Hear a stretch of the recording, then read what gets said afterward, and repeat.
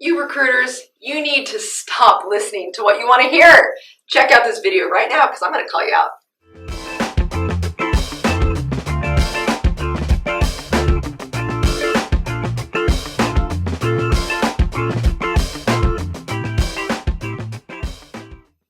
Hey, welcome to the Millionaire Recruiter. I'm Brianna Rooney, your Millionaire Recruiter.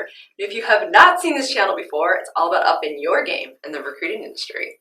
Let's get to it. Okay, recruiters, you always want to listen to what you want to hear. Here's the thing. I talk about being positive, optimistic. I think recruiters in general are optimistic in order to do their job correctly. Good for you guys. However, you also have to be realistic. You can't just assume everything's going to work out. As a recruiter, you can be the best recruiter in the universe, and you could still have dry spells.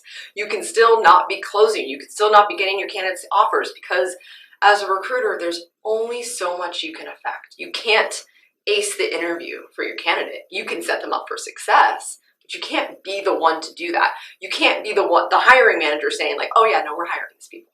Now, recruiters have a lot of say, right? That's what's cool if you're doing your job correctly, which you need to have those fundamentals. But you have to listen. You have to be active listeners. And most people, especially recruiters, are listening to respond. And especially in tech. So here's the thing. Software engineers are not recruiters. Recruiters are not software engineers. So we don't technically know what they do. Yes, if you've done the Thriversity course, you're pretty spot on, as close as you can get, but it's still not happening. So you want to listen as closely as possible. When you ask a question, don't just ask a question because that's one of the questions you're supposed to ask as a recruiter. Actually ask because you want to understand. Listen to understand. Say that again. Are you listening to me? You have to do that. And you have to then write things down too. So something that I actually learned from Kara, who is the Director of Learning and Development over at Thriversity, she's great at this. She is writing notes when people are talking just really quickly, so she is still engaged in the conversation. So I ended up getting really good at that. Thank you, Kara.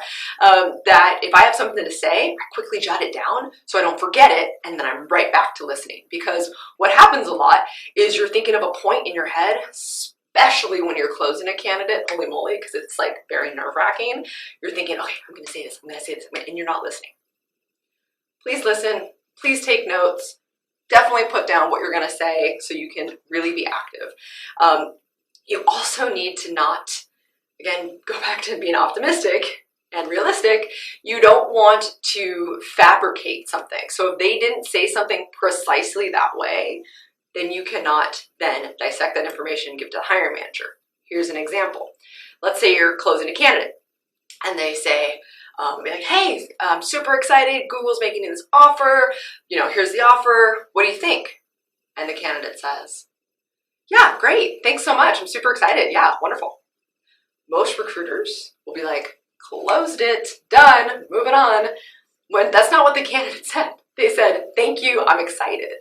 What you have to then say, great, are you inclined to accept? Or can I tell the hiring manager that you accept?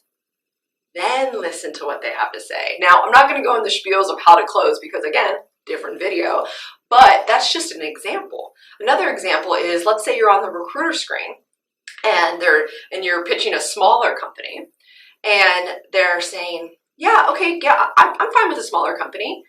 And you'd be like, okay, wonderful. Where else are you interviewing? Oh, Google, Facebook, all the big ones.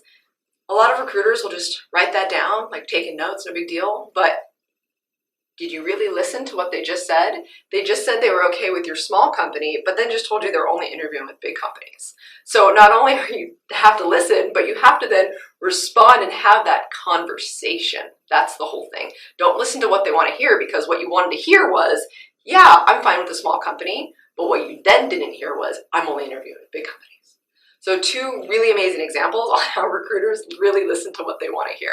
And I gotta tell you, I have heard it 1,000 times that kind of get caught with your pants down because you didn't either have follow-up questions or again, you just heard that positive thing and you're moving forward. Again, recruiters, optimistic by nature, so when they hear something positive, they think, cha-ching, win, nailed it. By the way, I have to say, any candidate I have heard said, nailed it, have failed. Not joking. It became this really funny thing in the office that especially like newer recruiters just didn't hear that. And they were like, oh my God, my candidate just said they nailed it. And we would just laugh hysterically and be like, that person failed. Because not only recruiters listen to what they want to hear, but so do candidates, right? So do interviewers on the other side, hiring managers, you know? No one wants to give bad news. This is why we can't just stop when we hear what we want to hear. We have to have that conversation. So be that good recruiter, be that active listener and the conversationalist, because that's what you get paid the big bucks to do. So I hope you are loving the videos, you're subscribing, and most importantly, you're joining this email list, because join the email list, get a lot of cool stuff. You get a lot of cool information, you know what's happening, and I am tickled that the Thriversity course is flourishing. You guys are joining my vision to make the recruiting world a better place, a respected place. And I'm super excited about the feedback that we've already gotten from the podcast, the Talent Takeover Unfiltered. That's been so much fun because I just get to be, well, really authentic. Okay, I won't talk about it anyways, but you get it. So, all right, I will see you every Thursday at noon, and do not forget that money is just the vessel to do all the amazing things you want to go do in life, so go live it. See you next week.